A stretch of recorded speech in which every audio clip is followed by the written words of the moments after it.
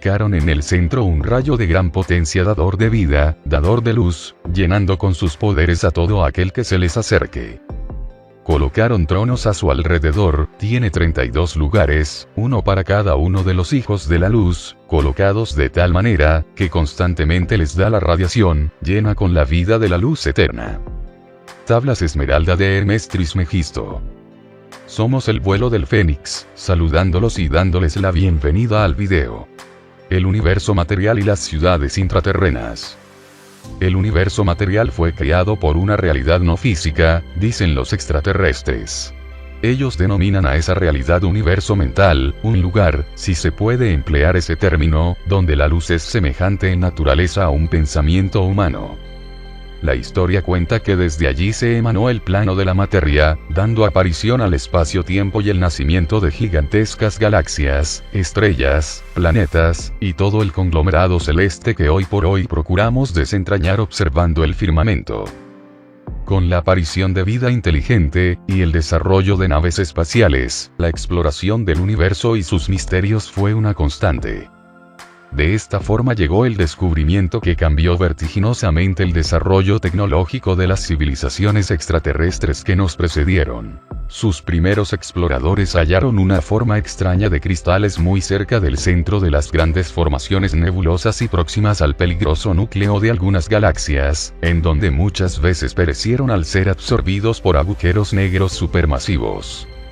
Entonces sus científicos tomaron muestras y las estudiaron intensamente, concluyendo de que se trataba de un desconocido fenómeno de transmigración de energía al haberse creado el universo material. Es decir, aquellos cristales provenían del plano de la mente en donde la luz no es física, pero que llegó a corporizarse al pasar al nuevo plano material que había sido engendrado. Estos cristales eran diferentes a otros que eran conocidos en sus mundos de origen, generalmente formados durante la cristalización lenta de los magmas terminales, como ha ocurrido también en la Tierra. El reciente hallazgo de aquellos impresionantes objetos verdes brillantes ponía todo en jaque. Tenían un origen sobrenatural que les permitía acumular mayor cantidad de energía que los cristales convencionales. Ello, como es de imaginarse, supuso un gran salto tecnológico para aquellas civilizaciones que, con el transcurrir del tiempo, fueron aplicando el empleo de esos objetos para la industria, la navegación espacial, y más tarde para la guerra. Les llamaron Ergomenón. Y de acuerdo a su geometría y programación podían ser aplicados a distintas tareas. Pero aún no habían visto todo. Un grupo de científicos galácticos decidieron estudiar el centro de la gran nebulosa de Orión. No era la primera vez que lo hacían, pero un accidente afortunado les llevó a dar con el mayor de los descubrimientos. La imponente nave, en la cual se desplazaban a través del torrente de radiación ultravioleta de la gran nebulosa, y resistiendo las duras condiciones allí reinantes, golpeó de pronto un objeto que inicialmente pensaron se trataba de masa información. A través de sus pantallas vieron el cuerpo de roca, ya fragmentado, y distinguieron en su interior descubierto un brillo esmeralda que ya conocían. Inmediatamente introdujeron el objeto en la nave y, al limpiarlo de su efectivo camuflaje, se encontraron con un bellísimo cristal octaédrico, que de inmediato se encendió y les mostró cuál oráculo el futuro de su civilización, la gran guerra que vendría, y la aparición de una nueva raza que daría esperanza a todo el universo. Los científicos que hallaron el gran cristal, sorprendidos, comprendieron que aquel cuerpo había sido el primero en pasar al universo material cuando el plano entero fue creado. Representaba el camino por el cual la luz mental se hizo sólida, una suerte de alquimia cósmica, y por ende el secreto de cómo se habían construido los mundos y soles, los portales y las galaxias. Aquel cristal maravilloso encerraba la fórmula de la creación. Pero, ¿de qué estaba hecho aquel objeto? ¿Cómo se formó? Generalmente se sabe que en un cristal las moléculas, átomos o iones se encuentran organizados simétricamente. Este orden interno muchas veces dictamina la apariencia del cristal. Empero estas formaciones no son exclusivas solo de los minerales, sino también de compuestos orgánicos. Incluso en el agua. Era un ser vivo aquel cristal. ¿Qué fuente mantenía el orden de su perfecta estructura geométrica? ¿Cómo podía ver el futuro? Sea cual fuese la respuesta, los exploradores extraterrestres no podían abandonarlo a su suerte en el espacio. Sabían que no tenían más remedio que llevarlo con ellos. Finalmente lo tomaron como una misión, y se transformaron en sus primeros custodios. El resto de la historia ya la conocemos. La denominada Guerra Antigua estalló en el mismo lugar donde anteriormente se había hallado el extraño cristal. Quizá, esta fue la razón de peso por la cual distintas civilizaciones se empezaron a interesar en la nebulosa de Orión. Lo cierto es que los primeros exploradores se exiliaron y dejaron el cristal a custodia de un grupo de guardianes y vigilantes que estaban comprometidos, en secreto, con la profecía del Gran Cristal. Algunos de ellos formarían parte más tarde del contingente de 32 enviados a la Tierra para sembrar la semilla de la luz. Esa historia empezaba a adquirir otro sentido. Luego de la destrucción de la Atlántida, en el año 10.500 a.C., un grupo de 32 seres extraterrestres, representando cada uno a una civilización diferente del cosmos, todas unidas bajo un mismo propósito de luz, llegaron a la Tierra para establecer un gobierno interno positivo. Es decir, plasmar en nuestro planeta un orden que ya existía en el universo, y que se veía reflejado en la denominada Confederación de Mundos de la Galaxia. Era el inicio de la Hermandad Blanca. Una gran nave, de aspecto triangular y de un color blanco tan puro como la nieve, se instaló en el hoy desierto de Gobi, en Mongolia. La ubicación había sido estudiada previamente, pues en esa área del mundo, en el pasado, diversas expediciones extraterrestres se habían asentado construyendo inmensos túneles para la explotación mineral. Los 32 enviados aprovecharon la existencia de esas galerías abandonadas para adaptarlas a su misión de preservar y proteger la verdadera historia de la Tierra, que fueron leyendo del registro acásico memoria matriz del planeta, y archivándola en una impresionante colección de planchas metálicas de ingeniosas aleaciones, semejantes al legendario oricalco de Platón. Este procedimiento era más que importante, ya que cada cierto tiempo, al completarse un ciclo cósmico, poderosas energías provenientes del espacio afectan el campo magnético de la Tierra alterando la información contenida en su registro. En términos sencillos, los 32 enviados procuraron una copia de respaldo de toda esa información para que ningún fenómeno externo la perdiese para siempre. También sabemos que fue allí donde se construyó el Gran Disco Solar, un plan maestro que procuraba unir los otros 12 discos que provenían originalmente de un gran objeto, que fue creado en tiempos de Lemuria para conectarse con el universo y comprender su naturaleza.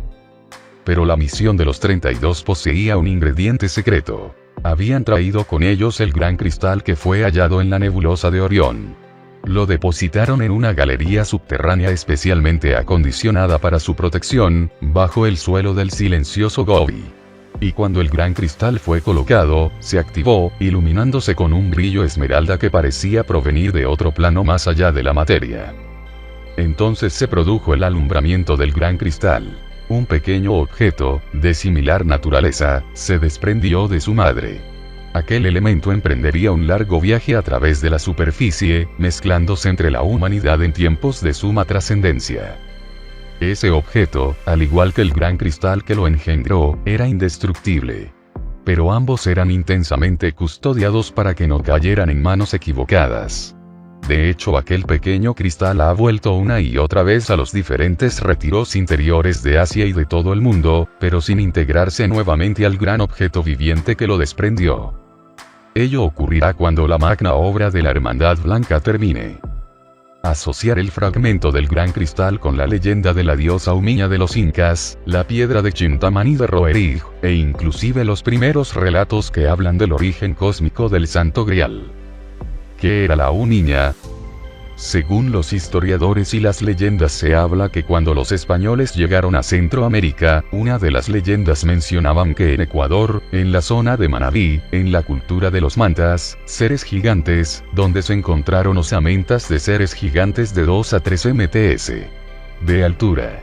Pues había una piedra de poder que se llamaba la Humiña y había un templo, esta piedra podía curar a la gente, podía sanar y proporcionaba a los que la poseían grandes poderes. Los 32 enviados sabían que solo la humanidad de este planeta podría revelar el misterio y mensaje del gran cristal, por tanto cierta tranquilidad reposaba en sus mentes cuando se produjo el despertar y alumbramiento de su tesoro secreto. Fue así que decidieron mover la gran nave hacia el extremo oeste del desierto, donde dominan las altas y sagradas montañas del Altai. Desde allí vigilarían cada rincón del antiguo Gobi. Hallaron en el macizo del Beluca el lugar perfecto para ocultar su nave bajo su corpulenta estructura. Luego aprovecharon la tecnología de navegación de su ingenio espacial para congelar sus cuerpos, como si fueran a emprender un largo viaje, quedando en estados de animación suspendida.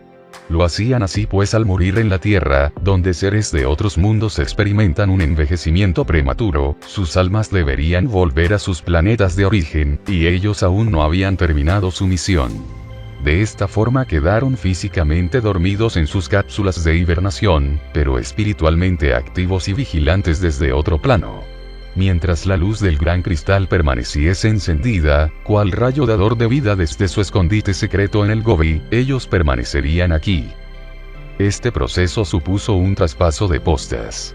Desde que llegó el gran cristal a la Tierra, los hombres más elevados del mundo, muchos de ellos supervivientes de la catástrofe de Atlántida, emprendieron viaje hacia el Gobi y el Altai, sintiendo fuertemente el llamado de los 32 y la energía de aquel objeto cósmico que ahora latía, cual luz máxima antorcha eterna de cada retiro interior. Así, el remanente de antiguas culturas antediluvianas, todos ellos seres sabios que habían comprendido el error de sus semejantes cuando se generó el divorcio entre la ciencia y la espiritualidad, como ocurrió con la Atlántida, se constituyeron en los nuevos guardianes materiales del Gobi y las altas cadenas montañosas adyacentes. Era el inicio de Shambhala. La ciudad luz, la semilla de la paz. El gran cristal se había enlazado mágicamente con la red nodal del planeta, conectando incluso túneles y espacios subterráneos, inundando todo con su brillo verde brillante de creación. Durante varios miles de años, los habitantes de esta humanidad subterránea, vigilante y protectora de los secretos del Gobi y las montañas, permaneció activa físicamente. Hoy en día, la mayoría de aquellos maestros ha emigrado a otros planos, en donde continúan su labor.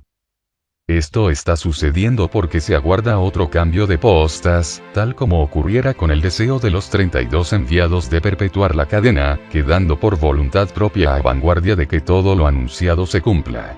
Los mensajeros extraterrestres conocían bien su misión, pues en anteriores oportunidades, luego de la Guerra Antigua, su consejo había enviado diferentes misiones a lejanos mundos para sembrar la semilla de la paz. La visita de estos seres a la Tierra suponía la 10ª cruzada. Y quizá la última y definitiva.